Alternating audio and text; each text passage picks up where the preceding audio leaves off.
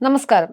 ചരിത്രപ്രസിദ്ധമായ ആറന്മുള ഉത്രട്ടാതി ജലമേളയുടെ പാരമ്പര്യ മുഖം നഷ്ടമാക്കി കൂലിത്തൊഴിച്ചിലുകാർ. ഇറക്കുമതി തൊഴിച്ചിൽക്കാർ പാടില്ലെന്ന് 52 കരകളും പള്ളിയോട സേവാ സംഘവും ആവശ്യപ്പെട്ടിട്ടും കൂലിത്തൊഴിച്ചിലുകാർ ജലമേള കൈയടക്കുന്നതായാണ് റിപ്പോർട്ട്.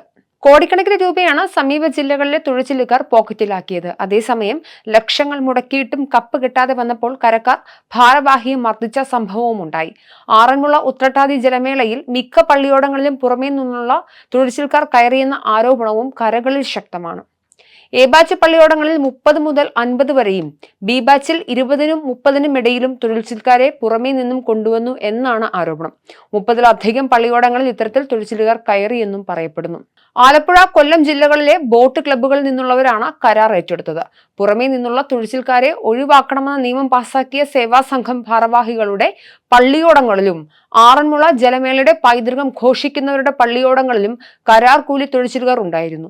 ഒരു ക്ലബിനെ ഒന്നിച്ച് കരാറെടുത്തവർ ഇതിൽ നിന്നും സഹോദര കരകൾക്ക് പങ്കുവച്ച് നൽകുകയും ചെയ്തു. ഇത്തരത്തിൽ ആലപ്പുഴയിലെ ഒരു ക്ലബിൽ നിന്നും വന്ന 100 പേരെ 3 കരകൾ വീതിച്ചെടുക്കുകയും ചെയ്തതായും പ്രചാരണമുണ്ട്.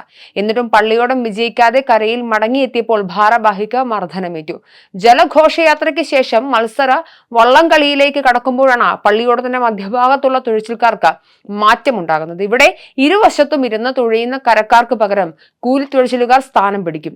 ഇരുവശത്തുമായി 20-30 പേർ വീതം തുഴയാൻ കയറും. അപ്പോൾ 90 തൊഴിച്ചിൽക്കാർ ഉള്ള പള്ളിയോടത്തിൽ വേഗത നിശ്ചയിക്കുന്ന പ്രധാന മധ്യഭാഗം ഇവർ കൈയടക്കും. പിന്നെല്ലാം ഇവരുടെ നിയന്ത്രണത്തിലാണ്.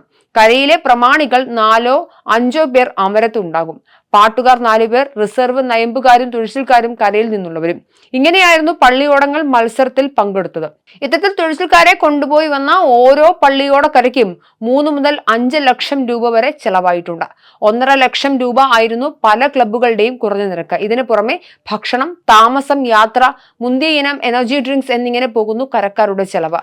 ഇതെല്ലാം കൂടി കണക്കാക്കുമ്പോൾ ഏതാണ്ട് 1.5 കോടിയിലധികം തുക ഒരു മാസത്തേക്ക് മാത്രം ആറന്മുള പാർത്ഥസാരഥിയുടെ സാന്നിധ്യമുള്ള പള്ളിയോടക്കരകളിൽ നിന്നും പടിഞ്ഞാറേക്കും തെക്കേട്ടും ഒഴുകിയിട്ടുണ്ട്. പല കരകളിലും യുവാക്കളെ തുഴച്ചിൽ പഠിപ്പിക്കാൻ സൗകര്യം ഒരുക്കിയിട്ടുണ്ടെങ്കിലും കരപ്രമാണിമാരുടെ ആവശ്യത്തിൽ പുറമേ നിന്നുള്ളവരെ കൊണ്ടുവരികയാണ് ചെയ്തത്. മറ്റുള്ളവരോട് മത്സരിക്കേണ്ടി വരുമ്പോൾ അതിനുള്ള പണം പാർത്ഥസാരഥിക്ക് വഴിപാടുള്ള വള്ളസദ്യ നടത്തുമ്പോൾ ലഭിക്കുന്ന ദക്ഷിണ തുകയിൽ നിന്നും എടുത്ത് ചെലവഴിക്കേണ്ടിയും വരുന്നു എന്നത് എല്ലാവരും വിസ്മരിക്കുന്നു.